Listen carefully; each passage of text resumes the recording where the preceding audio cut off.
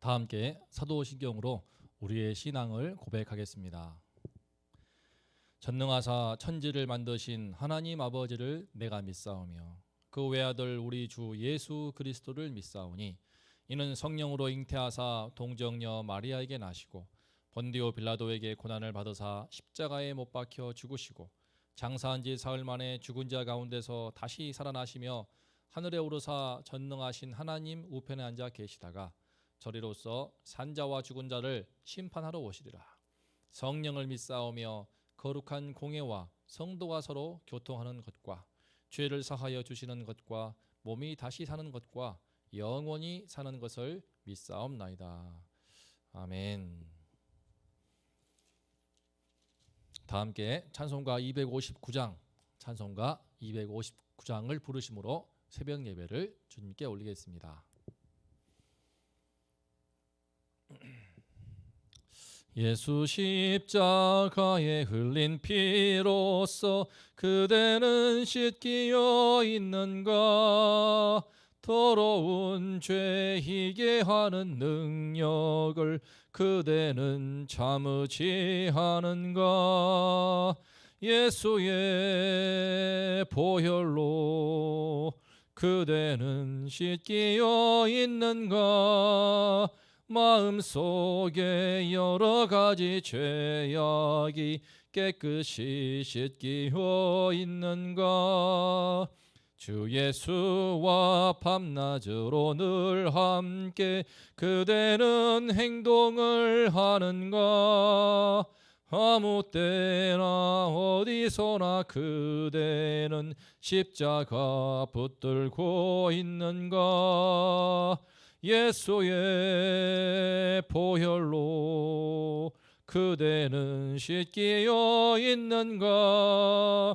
마음속에 여러 가지 죄악이 깨끗이 씻기어 있는가? 주님 예수 다시 올 때 그대는 영접할 예복이 있는가? 그대 몸은 거룩한 곳 천국에 들어갈 준비가 됐는가? 예수의 보혈로 그대는 씻기어 있는가? 마음속에 여러 가지 죄악이 깨끗이 씻기어 있는가? 모든 죄에 더러워진 예복을 주 앞에 지금 다 벗어서 샘물같이 솟아나는 보혈로 눈보다 더 희게 씻으라. 예수의 보혈로 그대는 씻기어 있는가? 마음속에 여러 가지 죄악이 깨끗이 씻기어 있는가? 다 함께 오늘 말씀 3장 13절부터 15절 아모스 3장 13절부터 15절을 봉독하겠습니다. 주 여호와 만군의 하나님의 말씀이니라. 너희는 듣고 야곱의 족속에게 증언하라. 내가 이스라엘의 모든 죄를 보응하는 날에 베델의 제단들을 벌하여 그 제단의 뿔들을 꺾어 땅에 떨어뜨리고 겨울 궁과 여름 궁을 치리니 상하 궁들이 파괴되며 큰 궁들이 무너지리라. 여호와의 말씀이니라. 아멘.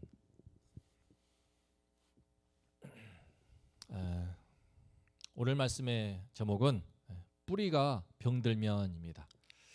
함께 뿌리가 병들면이란 제목으로 말씀의 은혜를 나누겠습니다. 하나님께서는 우리가 어제 보았던 것처럼 북이스라엘의 죄를 깨우치시기 위해서 이방 나라를 불러들였습니다. 사마리아 산 위에 그쪽으로 올라오라고 부르심으로써 저 아래 북이스라엘의 행태를 지켜봐라. 어떠하냐? 너희들 보기에도 너무하지 않냐? 그 말씀을 하시고 싶었습니다. 북이스라엘이 어쩌다가 하나님의 백성임에도 불구하고 이렇게 이방인에게 수치를 당하는 신세가 되었을까요? 오늘 말씀 볼 때 한마디로 그 신앙의 뿌리가 병들었기 때문입니다. 북이스라엘 신앙의 뿌리가 병들면서 점점 시간이 흐를수록 도덕성과 윤리성과 삶의 모든 영역에서 이방 나라보다 못한 나쁜 열매, 썩고 부패한 열매만 맺혀갔던 것입니다. 이 시간에 이들의 신앙의 뿌리가 어떤 점에서 병들었고 그 원인이 무엇이었는지를 살펴보고자 합니다. 오늘 말씀을 통해서 우리 신앙의 뿌리는 어떠한지, 얼마나 건강한지 한번 점검해 보면 좋겠습니다. 13절 말씀을 보겠습니다. 주 여호와 만군의 하나님의 말씀이니라. 너희는 듣고 야곱 족속에게 증언하라. 지금 하나님께서는 너희는이라고 하면서 야곱 족속, 곧 북이스라엘과 남유다, 특히 북이스라엘을 향하여서 말하고 있습니다. 그들에게 지금 보내는 너희가 누구입니까? 바로 이방인들을 가리킵니다. 하나님께서 사마리아 성읍을 둘러싸고 있는 그 산들 위에 불러 모으신 그 이방인들입니다. 블레셋 족속들이었고 애굽 족속들입니다.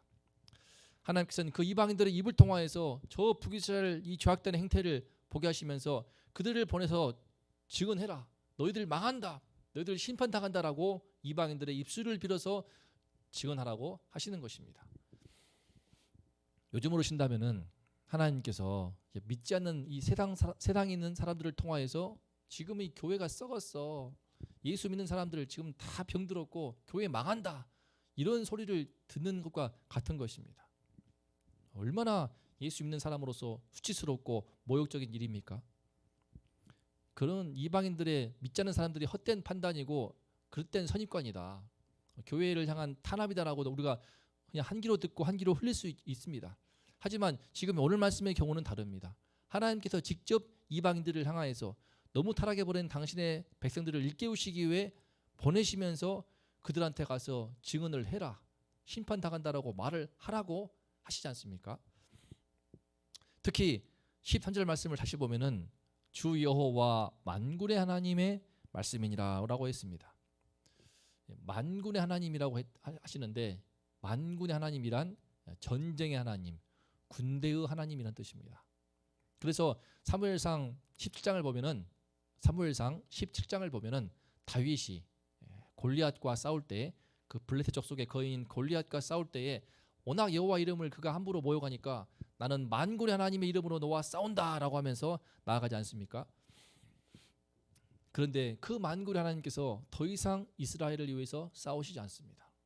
너무나 타락했기 때문에, 너무나 병들어 버렸기 때문에 하나님께서는 오히려 과거에는 블레셋을 심판하시던 그 만군의 하나님께서 이제는 이스라엘을 심판하시는, 이스라엘을 벌하시는 그 하나님이 되시고 있는 것입니다. 그러면 그렇게 훌륭했던 그 아브라함과 다윗의 믿음을 이어받았던 이 북이스라엘 또 이스라엘 백성들이 어쩌다가 이렇게 이방인들보다 못한 영적으로 타락한 백성이 되었을까요? 오늘 말씀 14절에서 그 이유를 엿볼 수 있습니다. 내가 이스라엘의 모든 죄를 보응하는 날에 베델의 제단들을 벌하여 그 제단의 뿔들을 꺾어 땅에 떨어뜨리고. 하나님께서는 이스라엘의 모든 죄를 보응하는 날에 맨 먼저 베델의 제단들을 벌하시겠다고, 그 제단의 뿔들을 꺾어서 땅에 떨어뜨리겠다고, 던져버리겠다라고 하십니다.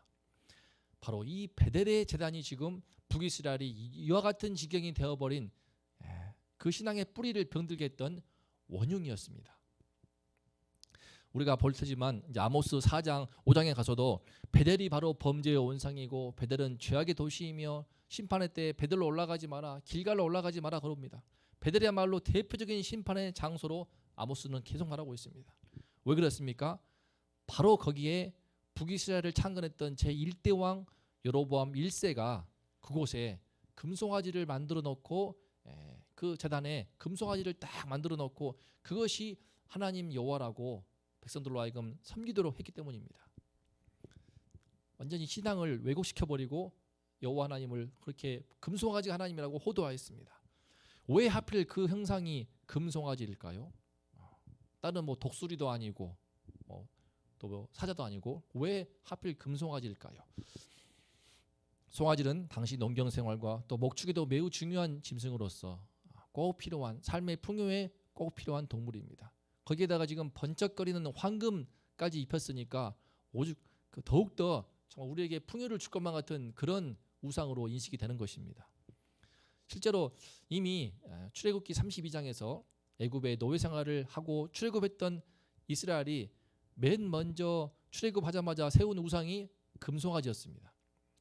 모세가 시내산에 그 율법을 받으러 올라간 그 틈을 못 참고 아론을 통하여서 금송아지를 만들어서 숭배하다가 레위 자손을 통하여서 무려 3,000명가량 죽임을 당합니다. 하나님께서 진노하시고 3,000명이 아니라 이스라엘 백성 전부 다 쓸어버리려고 했던 정말 위험천만한 순간이었습니다. 하지만 그런 모세의경이 다 나오는 말씀에도 불구하고 여로보암 1세는 정신을 못 차리고 북이스라엘을 창건하면서 베델과 단에, 북이스라엘이 아래가 베델이고 단이 있는데 베델과 단에 금송아지를 딱 만들어 놓고 이것이 하나님이라고 합니다. 왜 그렇습니까? 남유다에 있는 예루살렘에 성전이 있는데 그 성전으로 백성들이 다 예배하러 가버리면은 자기 왕권이 흔들릴까 봐 그게 두려워서 베델과 단에, 특히 베델의 금송아지를 딱 만들어 놓고 그 성지 베델을 오염시키고 만 것입니다. 그런데 문제는 그 여로보암 왕만이 아닙니다. 그런 여로보암 왕의 행태에 대해서 백성들이 동의를 한 것입니다. 암묵적으로. 여로보암은 이 금송아지가 우리를 구원하고 애굽에서 가나안으로 인도한 하나님이다라고 말할 때 백성들은 그게 무슨 소리냐라고 해야 할 터인데 반대하는 백성이 없습니다. 열왕기상 12장을 보게 되면은 이제 하나님의 사람이 나와서 말하지만 그 사람도 오히려 여로보암을 죽이려고 하고요. 백성들 중에서 반대하는 이들이 없습니다. 왜 그렇습니까?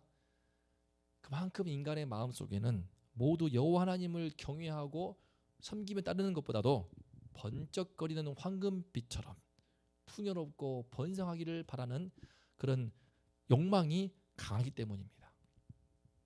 그 욕망을 위해서라면은 하나님의 백성이라도 여호와 하나님을 바꾸시게 버립니다. 금송아지로 바꿔서 섬겨버리는 것입니다. 지금 북이스라엘이 12지파 중에서 무려 10지파가 올라가 있습니다. 남유다는 고작 유다 지파와 베냐민 지파 두 지파만 남아있는 작은 소국이었고 북이스라엘의 10지파가 다 올라갔는데 10지파 백성들 전부 다 금송아지를 하나님으로 숭배하는 일에 동의를 한 것입니다. 바로 그때부터 북이스라엘의 신앙의 뿌리가 그 뿌리가 병들면서 썩어가기 시작했던 것입니다. 지금 우리가 배우는 아모스 말씀은 그렇게 북이스라엘에 금송아지를 세우고 약 200여 년의 세월이 흐른 시점입니다. 그동안에 뿌리가 썩어버렸기 때문에 북이스라엘 가운데서는 점점 더 나쁜 열매, 더럽고 추하고 썩은 열매가 맺히기 시작했습니다. 그 중에 하나를 엿볼 수 있는 것이 오늘 말씀 15절입니다. 왕이나 귀족들을 그들이 너무나 호화스럽고 사치스러운 허영에 젖은 생활을 하였습니다. 겨울 궁과 여름 궁을 치리니 상하 궁들이 파괴되며 큰 궁들이 무너지리라. 여호와의 말씀이니라. 당시 왕은 겨울 궁과 여름 궁을 짓고 그것도 상하 궁들, 비싼 지금도 값진 재료인데 코끼리의 그 이빨인 그 비싼 상하로 지은 궁들에서 큰 궁을 지어놓고 살았습니다. 나중에 아모스 6장을 보면은 귀족들도 그 따라해서 상하로 된 상을 만들어 놓고 그 상 위에서 잠들고 그 비싼 그 상하로 만든 상에서 잠을 청합니다. 이토록 이 백성들은 가난하여서 신발 한 켤레 값으로 노예로 팔리던 상황인데 그들은 이 부유층들은 호의호식하면서 너무나 호사스러운 사치스러운 생활을 영위하였던 것입니다. 하나님은 다 쳐버린다고 다 파괴할 것이라고 말씀하십니다. 사랑하는 성도님들, 우리는 지금 북이스라엘의 사례를 보고 있는데요. 오늘 말씀을 통해서 신앙의 뿌리가 병든다는 것이 얼마나 무서운지 볼 수 있습니다. 뿌리가 병들면은 반드시 그 인생의 나쁜 열매, 악한 열매를 맺게 됩니다. 그런데 오늘 말씀에서 보는 것처럼 신앙의 뿌리를, 우리 여호와 신앙의 뿌리를 병들게 하는 가장 위험한 것이 무엇인가? 바로 우리 안에 숨어있는, 우리 안에 웅크리고 있는 금송아지입니다. 인간은 누구나 번쩍거리는 황금빛처럼 큰 부와 명예, 물질적인 풍요와 여유를 누리고 싶은 그런 세속적인 욕망이 있습니다. 문제는 그 세속적 욕망을 채우는 수단으로 여호와 하나님을 공개적으로 이용해 버리는 것입니다. 금송아지를 만들어 놓고 하나님이라고 해버리는 것입니다. 이것이야말로 신앙의 뿌리가 완전히 병들기 시작하는 위험한 징후입니다. 오늘날 우리가 금송아지를 모양으로 만들지 않지만 금송아지처럼 우리에게 큰 풍요와 번영과 우리에게 성공을 줄 것만 같은 그런 우상을 만들어 놓고 그 보이지 않는 우상을 하나님이라고 공개적으로 설교하는 가짜 목회자들이 정말 많습니다. 미국에서 건너온 조엘 오스틴, 긍정의 힘으로 알려져 있는 그 책을 쓴 저자 조엘 오스틴은 아무리 미국에서 초대형 교회를 이룬다고 하더라도 기독교 신앙을 병들게 하는 가장 큰 원흉으로 꼽고 있습니다. 하나님께서 우리들을 예수 그리스도의 보혈로 씻으시고 구원하여 주셨는데 우리들의 모든 죄를 씻으시고 깨끗이 하시고 영원한 하나님 나라를 약속하여 주시고 이 땅 사는 동안에도 늘 지키시고 보호하시며 우리 삶을 인도하신다고 약속하시고 있는데 푸른 초장으로 인도하신다고 약속하셨는데도 불구하고 우리의 관심은 온통 금두꺼비에 또는 금송아지에 쏠려 있다면은 이 만모짐 사이 속에 물들어서 내가 오염되고 있다는 징후이고 나의 신앙의 뿌리가 점점 병들어가고 있다는 위험한 신호입니다. 나에게 좀 금송아지를 달라고 하는 소원이 또 나에게 금송아지 좀 주셨으면 그것이 제일 감사하고 또 나의 자녀들이 순전한 여호와 하나님을 경외하는 백성으로 자라는 것보다도 이 세상에서 정말 떵떵거리며 살 수 있을 그런 남부럽지 않게 큰 금송아지를 소유하기를 원하는 그런 마음의 소원이 기도 제목으로 제일 간절하다면은 그렇다면은 그것은 우리 신앙의 뿌리가 지금 심각하게 오염되고 있다는 무서운 신호입니다. 아무리 좋은 식물도 뿌리가 썩어버리면 그 위에 이파리나 가지에 영양분을 공급을 하고 거름을 주고 벌레를 잡아줘도 소용이 없습니다. 뿌리를 고쳐야 되고 뿌리가 치유를 받아야 됩니다. 뿌리를 썩게 하는 그 원흉을 반드시 제거해야 됩니다. 병든 뿌리를 고치지 않게 되면은 우리 신앙의 뿌리가 오염되어 있으면 그것을 제거하지 않으면은 아무리 그때그때 위에서 잠깐 말씀의 은혜를 받는다고 해도 소용이 없습니다. 그렇게 근근히 북이스라엘이 신앙의 명맥을 유지했지만 결국에는 BC 722년 아수르 제국을 통하여 하나님의 심판의 칼날이 참 미치지 않습니까? 사랑하는 성도님들, 정말 우리는 물질이 신이 되어버린 만모짐 세상을 살고 있습니다. 20대부터 어린 아이들부터 어린애기까지 아이들의 꿈은 참 저물주보다 큰 건물주가 되는 것이라고 말하고 20, 30대 중에서 비트코인, 알트코인 등 가상화폐에 참여하지 않은 사람이 거의 없다고 합니다. 70% 이상이 참여하고 있으면서 온통 관심이 돈에 쏠려 있는 그 가운데 우리는 마음의 영적인 소원을 다 잃어버리고 있습니다. 부동산과 주식과 재개발 등이 우리 마음의 간절한 영적 소원을 다 뺏어버리고 우리 신앙의 이 위기를 당하고 있습니다. 우리 이 시대의 신앙의 위기는 바로 뿌리가 썩고 있는, 뿌리가 오염되고 있는 것입니다. 심지어 세상 사람들도 이런 문제를 지적합니다. 교회가 썩었다고, 교회가 병들었다고, 돈 없으면 신앙생활도 할 수 없다고. 이건 제가 하는 말들이 아니고 제가 믿지 않는 사람 가운데 있어 봤기 때문에 주변에서도 세상에서 정말 익히하는 말들이지 않습니까? 혹시 우리 신앙의 뿌리가 그들의 말처럼 오염되는 부분이 있다면은 그러면은 깨끗이 제거할 수 있도록 주님께서 은혜를 베푸셔서 예수의 보혈로 온전하게 씻고 치유하며 제거할 수 있기를 기도합니다. 우리 영혼의 뿌리에, 우리 신앙의 뿌리는 털끝만큼도 악한 병균이 틈타지 않도록 하나님께서 지켜주시고 보호해 주시기를 기도합니다.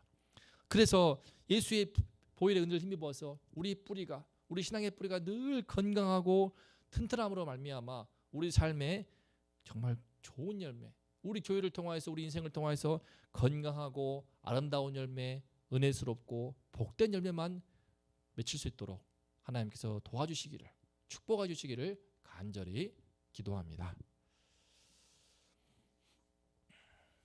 다 함께 오늘 말씀을 묵상하며 기도하면 좋겠습니다. 오늘 말씀의 제목은 뿌리가 병들면입니다. 정말 무서운 것이 뿌리가 병드는 것입니다. 뿌리가 오염되고 뿌리가 썩기 시작해버리면 답이 나오지 않습니다.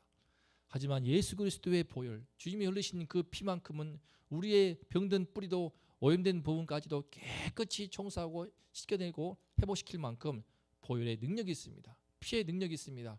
이 시간 예수피의 능력이 이 만모르짐 세상에 돈이 신이 되어버리고 우리의 영적인 관심을 다 뺏어버리고 우리의 영혼을 전부 다 물질로 채워버리는 이 끔찍한 이 시대 속에서 우리의 영혼을 지켜달라고 예수의 보혈로 씻으시고 우리 영혼의 뿌리, 신앙의 뿌리가 건강하게 해달라고 함께 합심하여 기도하면 좋겠습니다.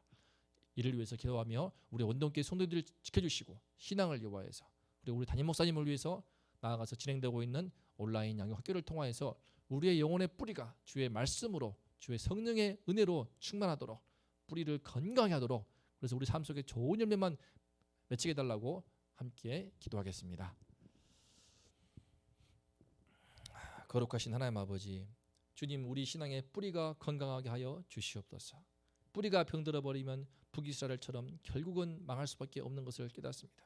뿌리가 병들어 버리니 이방인보다 더 못한 모습을 보이게 되고 뿌리가 병들어 버리니 결국 이방인들한테 심판받는다는 소리를 들으며 뿌리가 병들어 버리니 결국 모든 하나님의 백성들이 참 처참하게 무너지고 말았습니다. 하나님 아버지 우리 뿌리를 지키게 도와주시옵소서.